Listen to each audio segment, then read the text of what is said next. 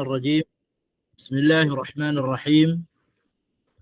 الحمد لله رب العالمين، والصلاة والسلام على أشرف الأنبياء المرسلين سيدنا محمد وعلى آله وأصحابه أجمعين. قال رب اشرح لي صدري ويسر لي أمري واحلل عقدة من لساني يفقه قولي. سبحانك لا علم لنا إلا ما علمتنا إنك أنت العليم الحكيم. ولا حول ولا قوة إلا بالله العلي العظيم. أشهد أن لا إله إلا الله وحده لا شريك له، وأشهد أن سيدنا محمدا عبده ورسوله. اللهم صل وسلم على نبينا محمد وعلى آله وأصحابه ومن استنى بسنته ومن جهد بجهاده إلى يوم الدين. Amma ba'd. Alhamdulillah, pertama dan selamanya marilah kita memanjatkan kesyukuran kepada Allah Subhanahu wa taala kerana dengan izin Allah Subhanahu wa taala dapat lagi kita sama-sama berkumpul pada pagi yang mulia ini meneruskan pengajian hadis 40 Imam An-Nawawi rahimahullah, di mana kita telah sampai pada hadis yang ke-39 alhamdulillah, dan kita telah kupas beberapa dalam minggu yang lalu hadis yang ke-38, dan kita telah selesai membahaskan hadis yang ke-38 secara ringkas sedikit sebanyak, di mana hadis ke-38 ini menceritakan tentang bagaimanakah caranya dan jalan untuk kita mendekat kepada Allah Subhanahu wa taala, dan macam manakah caranya untuk kita mendapat tempat supaya menjadi kekasih Allah Subhanahu wa taala, supaya kita dicintai oleh Allah Subhanahu wa taala, supaya kita dikasihi oleh Allah Subhanahu wa taala. Jadi alhamdulillah, hari ini kita akan teruskan pengajian kita pada hadis yang ke-39, di mana hadis ini diberi tajuk oleh tuan kitab pensyarah pada hadis 40 Imam Nawawi ini. Dia memberi tajuk penghapusan dosa dalam Islam. Ada beberapa cara ataupun jalan di mana dosa itu dihapuskan oleh Allah Subhanahu wa taala, yang mana kita akan cerita dan kita akan kupas daripada hadis yang Nabi sallallahu alaihi wasallam sebutkan, yang kita akan belajar pada hari ini insya-Allah. Baik, kita baca dulu hadisnya.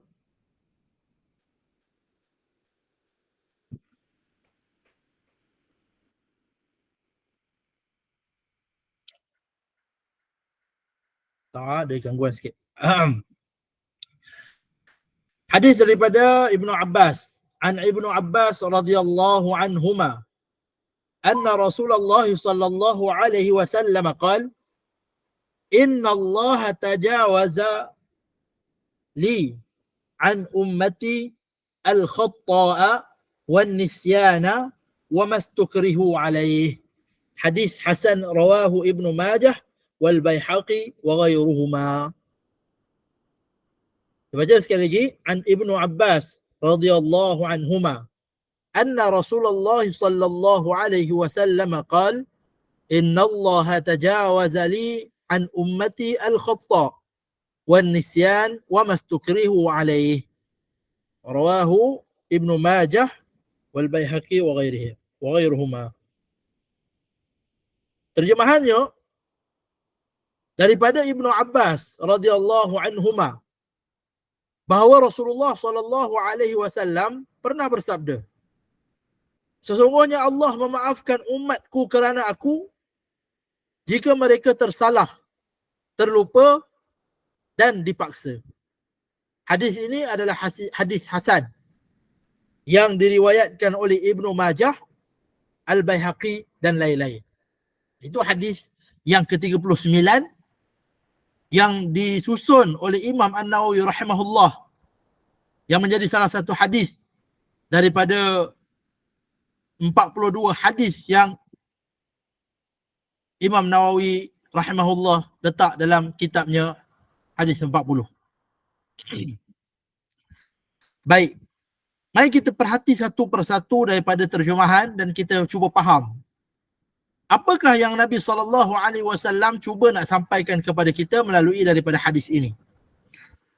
Pertama, riwayat hadis ini kita dah kupas sebelum ini daripada Ibnu Abbas radhiyallahu anhuma, sahabat Nabi SAW. Namanya Abdullah bin Abbas, merupakan anak saudara Nabi SAW. Sepupu Nabi SAW. Daripada pak saudaranya, Al-Abbas, yang merupakan orang Islam juga, memeluk agama Islam dan tergolong di kalangan sahabat Nabi SAW. Dapat anak nama Abdullah, tetapi lebih masyhur dipanggil Ibnu Abbas, anak kepada Abbas. Ibnu tu maksudnya anak. Ibnu Abbas, anak kepada Abbas. Jadi, namanya boleh jadi Abdullah, boleh jadi Ibnu Abbas. Kedua-duanya diguna pakai ketika zaman Rasulullah SAW ataupun dalam periwayatan hadis. Kata Ibnu Abbas radhiyallahu anhuma, satu hari Rasulullah SAW pernah bersabda. Kata Nabi SAW, sesungguhnya Allah memaafkan umatku. Inna Allah tajawaza li an ummati. Allah Subhanahu wa taala memaafkan umatku kerana aku. Apa maksudnya di sini? Maksudnya Nabi SAW memberitahu kepada kita, Allah Subhanahu wa taala memaafkan umat aku, maknanya umat Nabi Muhammad SAW kerana aku. Kerana Nabi SAW. Mana kata apa saja yang umat Nabi SAW buat yang merupakan satu dosa ataupun satu kesalahan, Nabi SAW bagi tahu Allah Subhanahu wa taala akan maafkan dan ampunkan kerana kedudukan Nabi SAW. Di sini ada beberapa masalah yang kita kena faham. Bila menyebut tentang umat Nabi Muhammad SAW, kita kena faham pembahagian umat ini ada dua mengikut para ulama. Ada ummatud da'wah dengan umat istijabah, ummatus istijabah. Apa maksud ummatud da'wah dengan umat istijabah? Maksudnya umat dakwah ini maksudnya ialah siapa saja yang lahir ketika zaman Nabi SAW ada ataupun selepas daripada Nabi SAW ialah ummatud dakwah bagi Nabi SAW. Maka dia dikira umat Nabi Muhammad SAW umat yang Nabi SAW wajib untuk berdakwah kepada mereka.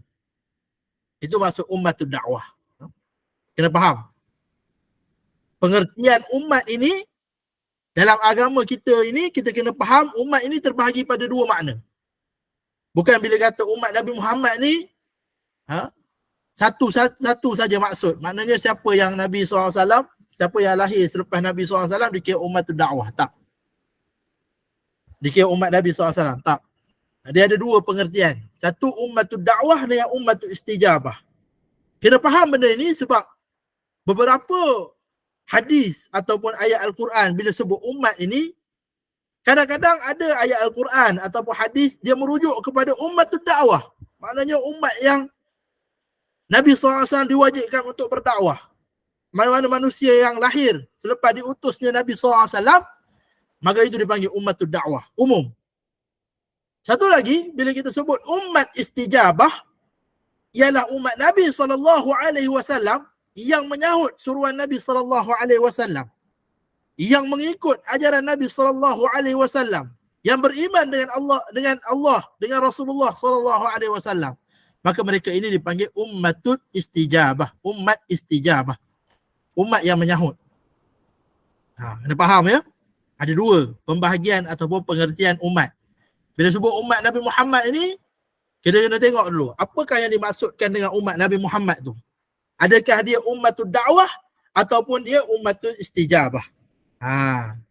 Ummatud dakwah ini seluruh manusia yang lahir setelah diutuskan oleh Nabi SAW dipanggil umat Nabi Muhammad dari sudut ummatud dakwah. Kalau maknanya dia dikira umat Nabi Muhammad SAW yang Nabi SAW diwajibkan untuk berdakwah ataupun diwajibkan untuk disampaikan kepada mereka risalah Nabi Muhammad SAW. Itu panggil umatud dakwah. Satu lagi, umatul istijabah. Umat Nabi SAW merujuk kepada mereka yang beriman pada ajaran Nabi SAW. Mereka yang menyahut seruan Nabi SAW, seruan dakwah Nabi SAW. Mereka yang ikut Nabi SAW, maka mereka ini dipanggil umat Nabi Muhammad SAW. Jadi kena faham dua tu. Sebab itu kalau dalam nas-nas agama, bila sebut bukan di kalangan umat aku, bukan di kalangan umat aku, yang tu maksudnya apa? Maksudnya bukan di kalangan umat istijabah. Umat istijabah. Bukan di kalangan kami, bukan di kalangan kami. Nabi tak mengaku umat tu maksudnya Nabi tak mengaku dia umat yang istijabah, yang mengikut seruan Nabi SAW. Tetapi dia masih umatud dakwah, umatud dakwah. Jadi kita hari ni kalau ada orang bukan Islam kan, orang kafir, dia tetap umat Nabi Muhammad SAW. Tetapi dia umatud dakwah. Dia umat yang dakwah tu perlu sampai pada mereka. Tetapi sama ada dia tak sampai dakwahnya ataupun dia tidak mahu, dia tak nak sahut seruan Nabi SAW. Baik, bila kita dah faham pengertian umat ini ada dua, jadi dalam hadis yang disebut daripada hadis yang ke-39 ini, yang mana satukah yang dimaksudkan oleh Nabi SAW? Ya Allah Subhanahu Wa Taala ampunkan disebabkan oleh Nabi SAW. Jadi kita faham elok-elok. Sebab salah faham je sesat. Jadi sesat jadi kita. Lepas tu kena mengaji, kena belajar. Nabi kata innallaha tajawaza li an ummati. Sesungguhnya Allah Subhanahu Wa Taala memaafkan umat aku kerana aku. Di sini Nabi SAW merujuk tidak lain kepada ummatul istijabah.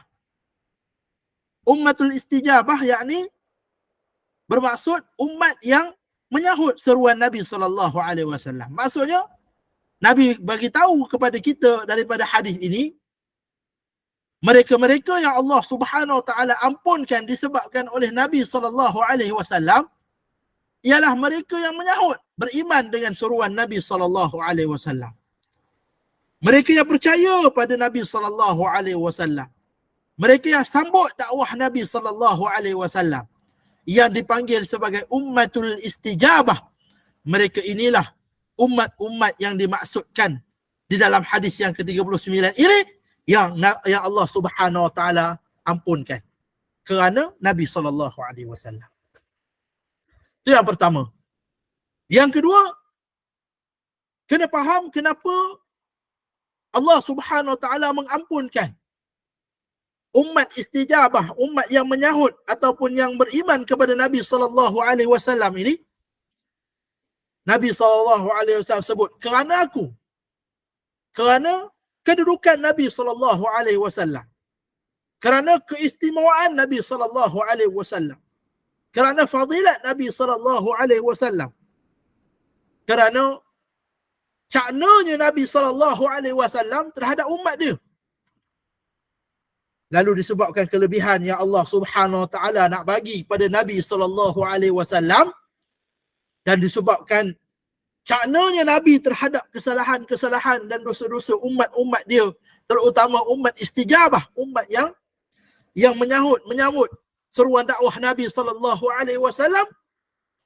Lalu Allah Subhanahu Wa Taala menganugerahkan keampunan kepada umat istijabah, umat yang menyahut dakwah Nabi SAW disebabkan Nabi SAW. Itu maksudnya. Bukan kerana Allah ampunkan sebab mengikut arahan Nabi. Tidak, jangan faham begitu. Tu dah berdosa lah tu. Salah akidah kita. Tetapi kita kena faham Allah Subhanahu Wa Taala mengampunkan ummatul istijabah, umat yang menyahut seruan Nabi sallallahu alaihi wasallam ini, kerana Nabi sallallahu alaihi wasallam adalah satu anugerah dan kelebihan yang Allah Subhanahu Wa Taala nak bagi kepada Nabi kita Muhammad sallallahu alaihi wasallam. Di atas rasa concern Nabi sallallahu alaihi wasallam, di atas rasa sayang Nabi sallallahu alaihi wasallam, di atas rasa prihatinnya Nabi sallallahu alaihi wasallam, tetapi prihatin Nabi sallallahu alaihi wasallam bukan kepada seluruh umat dia yang kita sebut umat dakwah tadi, tetapi mereka yang nak ikut Nabi sallallahu alaihi wasallam semata-mata. Jadi jangan faham bila sebut umat Nabi Muhammad ni semua lah, tak kira dia Islam ke, dia kafir ke, dia beriman ke, dia tak beriman ke, dia semayang ke, dia tak semayang ke, dia nak ikut syariat ke, tak ikut syariat ke, semua Allah Subhanahu Wa Taala akan ampunkan sebab kelebihan Nabi SAW yang Allah Subhanahu Wa Taala nak anugerahkan ni. Tidak. Tetapi yang dimaksudkan dalam hadis ini ialah mereka yang nak ikut Nabi SAW. Dan Nabi SAW dianugerahkan kelebihan ini kepada umat dia sebagai satu anugerah, kelebihan dan kedudukan Nabi SAW yang Allah Subhanahu Wa Taala kasih dan cinta ini. Itu besar fadilat ataupun kelebihan yang Allah anugerahkan kepada Nabi kita Muhammad sallallahu alaihi wasallam. Baik, selesai. Seterusnya kalau kita tengok daripada hadis ini, ada pengkhususan pula, bukan saja daripada seluruh manusia yang lahir setelah diutuskan Nabi SAW tu, bukan semua dikira umat Muhammad, tetapi umat istijabah saja, umat yang menyahut dakwah Nabi SAW saja yang mendapat pengampunan Allah. Kemudian kalau kita tengok potongan hadis seterusnya, mengkhususkan lagi apakah jenis-jenis kesalahan yang Allah Subhanahu Wa Taala nak ampunkan, yang Allah Subhanahu Wa Taala tak kira, yang Allah Subhanahu Wa Taala tak hitung ke atas umat Nabi Muhammad SAW sebagai satu kelebihan kepada Nabi SAW. Iaitu kerana jika mereka tersalah, tajawazali an ummati al-khata', jika mereka tersalah, wan nisyan atau terlupa, wa mastukrihu alaiha atau dipaksa. Tiga jenis kesalahan ini sahaja yang dibuat oleh umat istijabah, umat yang menyahut seruan dakwah Nabi SAW, yang beriman pada Nabi SAW saja, ya Allah Subhanahu Wa Taala ampunkan kesalahannya. Ya Allah Subhanahu Wa Taala buat pejam mata saja. Tak kira. Seolah-olahnya buat pejam mata. Maknanya Allah Subhanahu Wa Taala tak hitung sebagai kesalahan dan Allah Subhanahu Wa Taala ampunkan. Apa dia? Pertama, al-khata', tersalah. Tersalah ini lawan dia sengaja. Sengaja. Jadi apa-apa saja dosa yang dibuat dengan tidak sengaja ataupun tersalah, maka Allah Subhanahu Wa Taala ampunkan. Allah Subhanahu Wa Taala ampunkan. Baik dari sudut dalam perkara-perkara yang haram ataupun dalam perkara-perkara meninggalkan kewajipan. Contoh perkara haram. Minum arak, misal kata, tersalah minum arak. Contoh. Label spritzer, tapi minum-minum rasa arak, rasa mabuk. Tersalah. Botol air mineral, tetapi rupanya dalam tu arak. Arak kan, arak yang jenis air clear kan, jenis vodka, tahu pula arak macam mana kan. Arak yang jenis air clear tu, ingat ke air mineral ataupun ingat air gas biasa macam Sprite, macam 7up. Tiba-tiba minum mabuk, tersalah, tak sengaja, maka kata Nabi SAW, kalau kamu betul-betul beriman, memang kamu ni jenis pegang keharaman benda tersebut, memang kamu ni beriman dengan apa yang dibawa oleh Rasul, maka Allah Subhanahu Wa Taala akan ampunkan dosa kamu. Maka Allah tak hitung perbuatan kamu minum arak tu. Begitu juga dengan perkara-perkara makanan yang lain. ataupun perbuatan-perbuatan maksiat yang lain. Sama ada tersalah ambil barang orang lain. Ingat ke beg kita rupanya beg orang lain. Tengok dalam ada duit pula. Ataupun tersalah bunuh. Tersalah bunuh pun sama juga. Dalam Islam, kita beriman bahawasanya Allah Subhanahu Wa Taala tidak menghitung perbuatan tersalah bunuh. Cumanya terdapat hukuman yang wajib dikenakan walaupun tersalah bunuh. Kan? Contoh orang nak pergi berburu, nak tembak musang misal kata, ataupun nak tembak rusa. Nampak macam rusa tembak-tembak, bila pergi rupanya anak orang misal kata. Maka dalam Islam kita berpegang dosanya tidak dihitung oleh Allah Subhanahu Wa Taala, tetapi di sana ada diat, ada pampasan yang kita kena bayar yang Islam wajibkan supaya dapat menenangkan hati ataupun dapat mengharmonikan keluarga yang kita bunuh tu walaupun tersalah bunuh. Sama ada dia anak orang ke ataupun ayah orang ke, mak orang ke. Bila kita tersalah bunuh tu perlu bayar pampasan. Itulah indahnya Islam. Walaupun di sisi Allah itu tidak ada penghitungannya.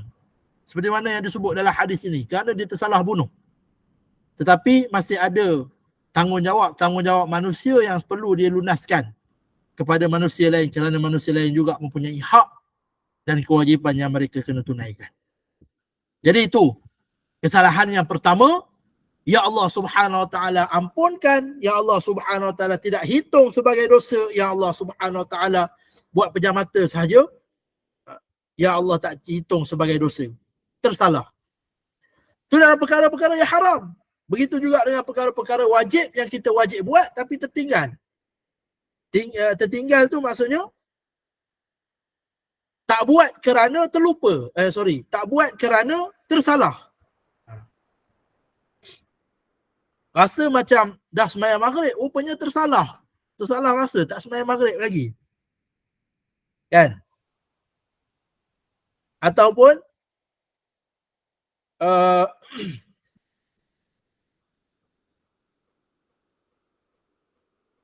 apa lagi? Perkara-perkara yang wajib yang kita tersalah.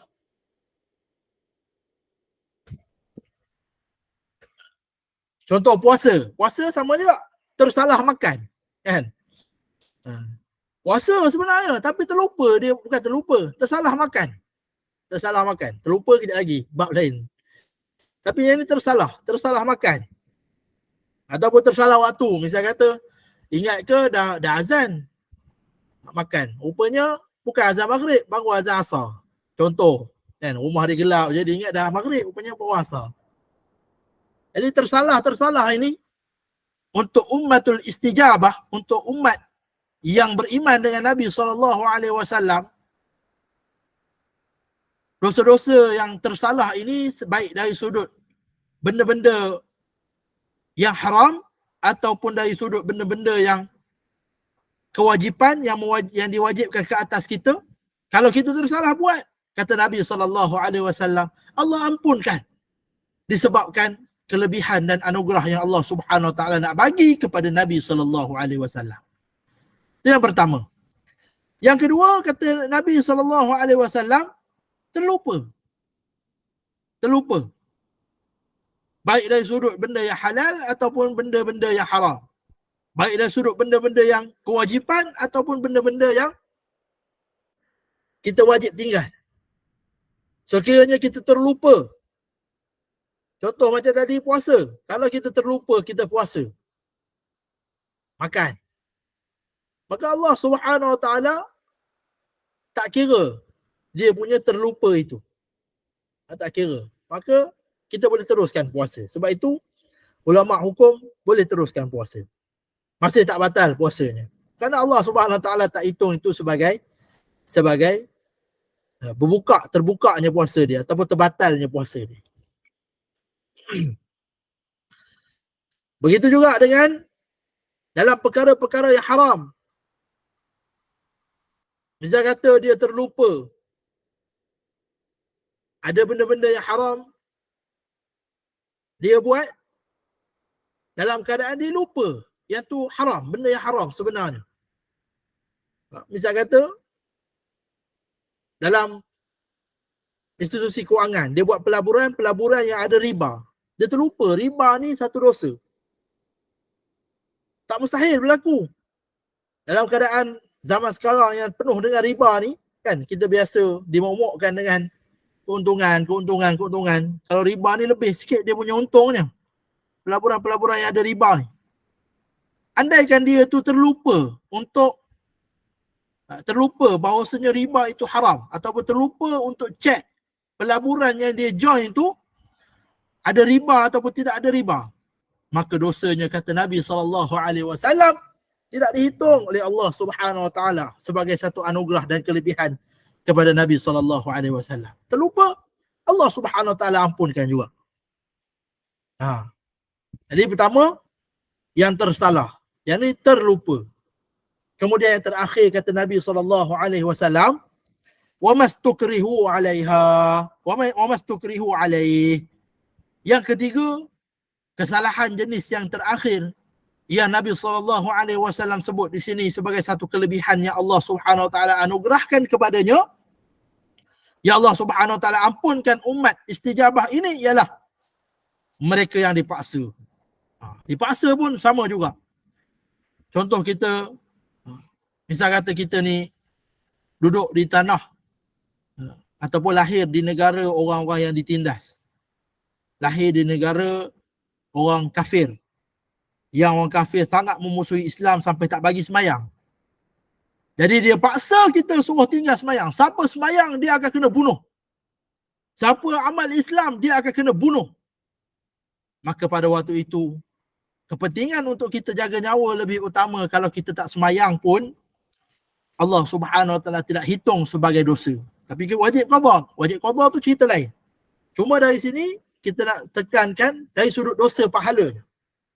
Sebab ada beza orang yang meninggalkan solat kerana dipaksa dengan orang yang tak tinggal solat, dengan orang yang tinggal solat kerana tak dipaksa. Ada beza. Satu berdosa, satu tak berdosa. Yang tinggal solat kerana tak dipaksa, saja-saja malas ataupun memang tak nak solat, dia dikira berdosa.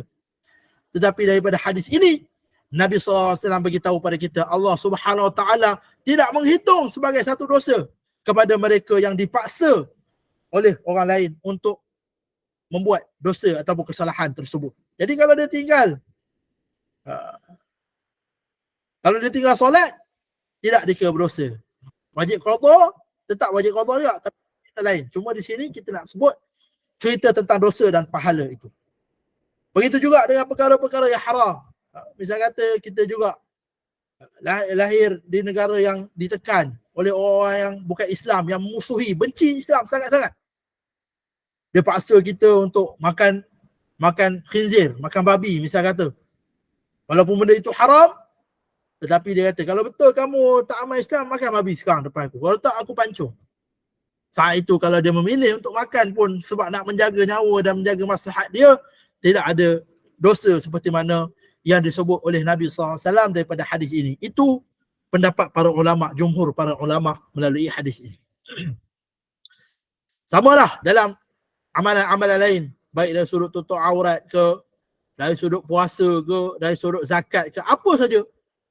Perkara-perkara yang menjadi wajib ke atas kita untuk kita buat. Tetapi sekiranya kita duduk dalam keadaan dipaksa untuk tidak melaksanakannya, maka Allah Subhanahu Wa Taala tidak akan menghitungnya sebagai satu dosa. Jadi, 3 kesalahan yang Nabi SAW sebut pada kita melalui hadis ini, diampunkan, kata Nabi SAW.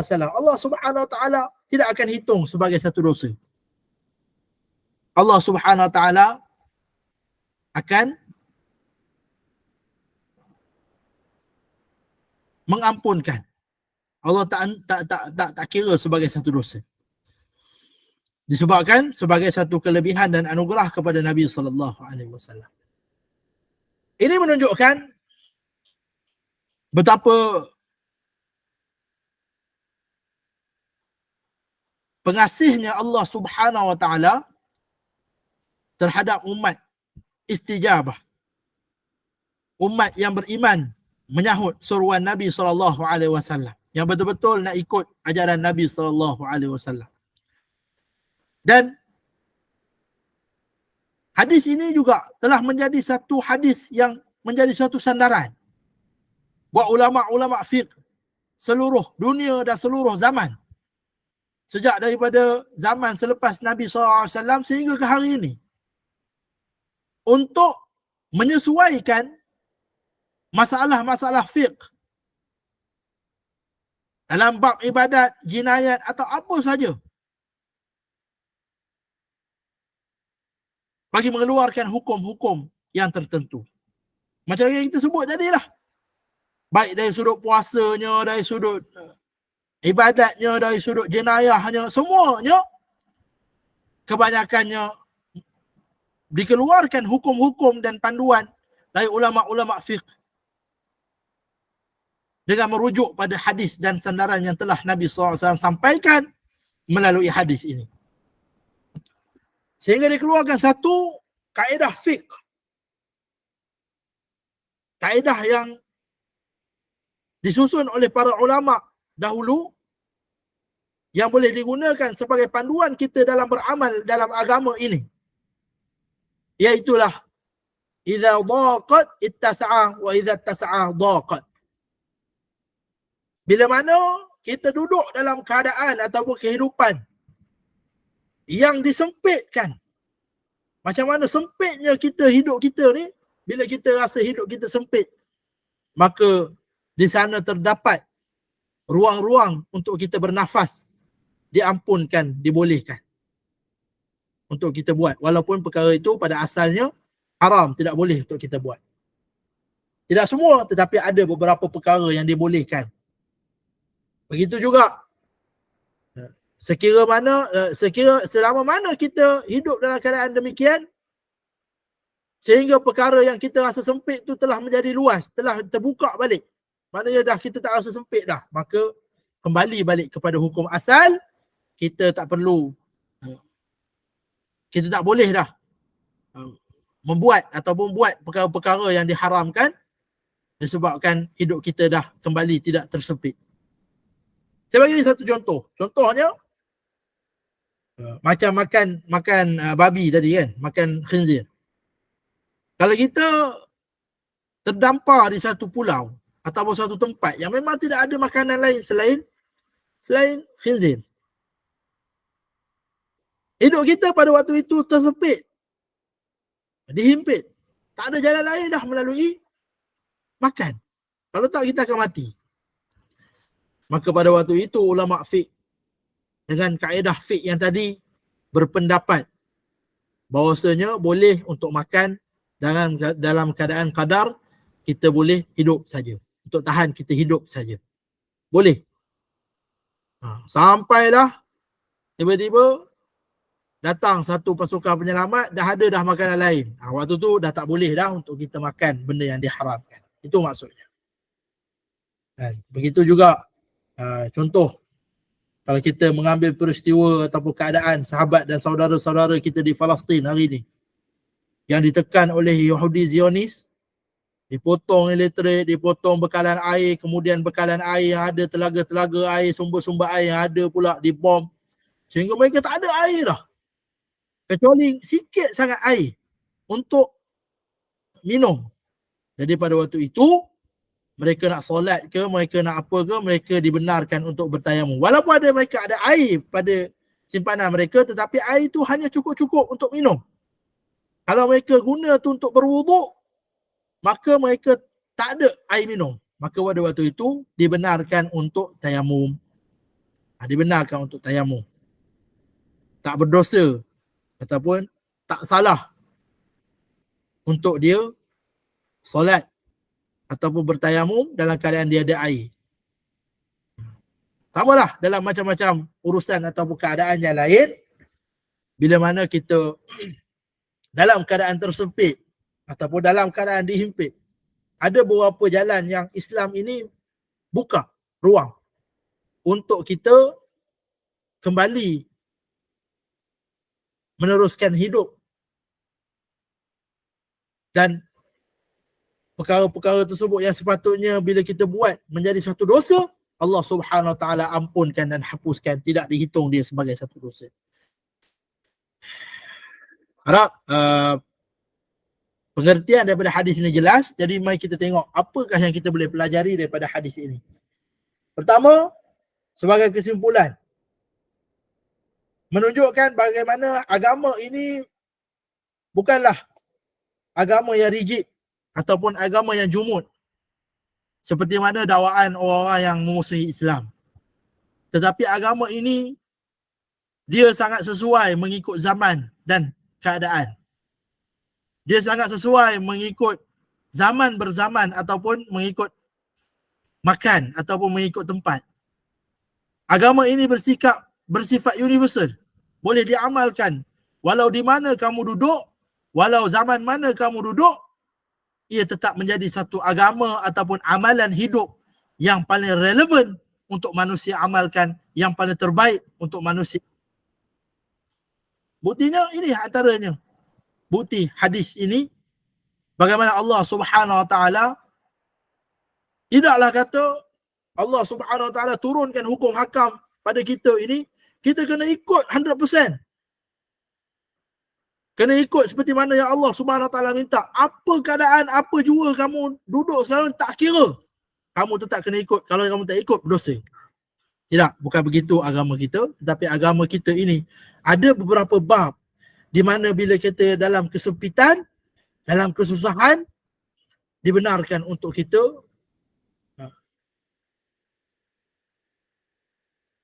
buat ataupun dilonggarkan kepada kita beberapa perkara untuk kita bernafas ataupun untuk kita meneruskan hidup. Tapi jangan salah faham pula lah. Bila kita kata macam tu, kita fikir bila kita rasa susah sikit je, kita je rasa susah, sebenarnya tak susah pun. Tetapi dah nafsu, dah cakap malas lah, tak penat lah, tak boleh buat lah, kita pula rasa susah, kita pula pandai-pandai melonggarkan benda yang tak sepatutnya dilonggarkan. Tidak, benda ini perlu dirujuk kepada orang-orang yang alim supaya menilai keadaan dan kehidupan kita. Baik. Itu yang pertama. Yang kedua yang kita boleh belajar daripada hadis ini, bagaimana keistimewaan dan fadilat Nabi SAW di sisi Allah Subhanahu Wa Taala, sehingga Allah Subhanahu Wa Taala anugerahkan keampunan kepada umat dia. Ini satu benda yang kita kena hargai dan syukuri. Bagaimana Allah Subhanahu Wa Taala, kedudukan Nabi SAW itu telah membuatkan Allah Subhanahu Wa Taala menganugerahkan keampunan dan rahmat kepada umat Nabi SAW yang nak ikut ataupun yang nak beriman kepada Nabi SAW. Kemudian yang ketiga, sifat manusia. Allah Subhanahu Wa Taala dalam dia menganugerahkan perkara tersebut, dia faham sangat sifat manusia, sifat azali manusia yang memang Allah Subhanahu Wa Taala ciptakan sejak daripada awal penciptaan manusia Nabi Adam alaihi salatu wasalam. Allah faham sangat manusia ini. Dia selalu tersalah, dia selalu terlupa. Jadi Allah Subhanahu Wa Taala dengan rahimnya, dengan sifat pengasih dia kepada umat yang beriman pada seruan dakwah Nabi SAW, dia masukkan sekali dalam perkara-perkara yang Allah Subhanahu Wa Taala tidak hitung sebagai satu dosa. Kerana dia faham sangat sifat manusia ini, daripada nama manusia itu adanya perkataan nasiya. Nasiya ni dalam bahasa Arab maksudnya pelupa. Pelupa, tersilap, tersalah. Memang menjadi satu sifat manusia. Lalu di atas kelebihan itulah, di atas sifat manusia itulah, dengan agungnya sifat pengasih Allah Subhanahu Wa Taala terhadap kita, umat Nabi SAW ini, Allah Subhanahu Wa Taala anugerahkan keistimewaan dan anugerah ini. Jadi itulah beberapa pengajaran yang kita boleh ambil daripada hadis ke-39 ini. Hadis ini pendek saja. Alhamdulillah kita berjaya habiskan kupas dalam satu majlis. Mudah-mudahan apa yang dikongsikan pada pagi ini dapat kita ambil pedoman dan lebih menghargai dengan agama yang kita anuti pada hari ini. Betapa rahmatnya agama ini, betapa sempurnanya agama ini untuk kita amalkan, dan lalu menjadi satu semangat untuk kita terus memberi komitmen dan komited mengamalkan ajaran-ajaran agama yang telah Allah Subhanahu Wa Taala wajibkan, tugaskan kepada kita sepanjang kita boleh hidup di atas muka bumi ini. Jadi saya rasa cukup setakat itu. Kita buka pada soalan. Kalau ada soalan yang mungkin tak faham daripada apa yang kita pelajari pada pagi ini. Silakan.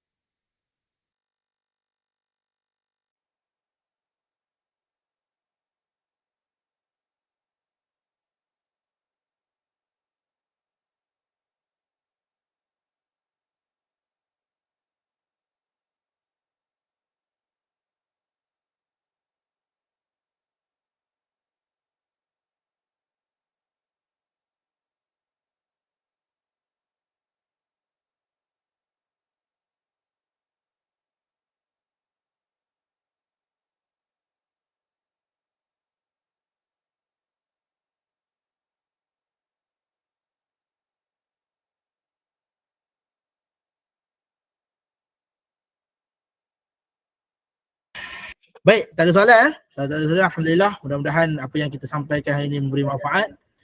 InsyaAllah kita sambung pada pertemuan kita yang akan datang. Mudah-mudahan apa yang kita dapat dan pelajari pada hari ini menambahkan keimanan dan ketakwaan kita kepada Allah Subhanahu Wa Taala dalam baki umur kita yang berbaki di atas dunia ini. Qul qawli hadza wa astaghfirullah li wa lakum. Subhanakallah wa bihamdika asyhadu an la ilaha illa anta nastaghfiruka wa natubu ilaik. A'udzu billahi minasyaitonir rajim. Wal 'ashr innal insana lafi khusr illa alladhina amanu wa 'amilus shalihat wa tawassaw bil haqq wa tawassaw bis sabr. Assalamualaikum warahmatullahi taala wabarakatuh. Terima kasih pada semua yang hadir. Jumpa lagi pada liqa yang akan datang. Assalamualaikum. Salam. Terima kasih Ustaz. Baik, terima kasih. Terima kasih Ustaz. Sama.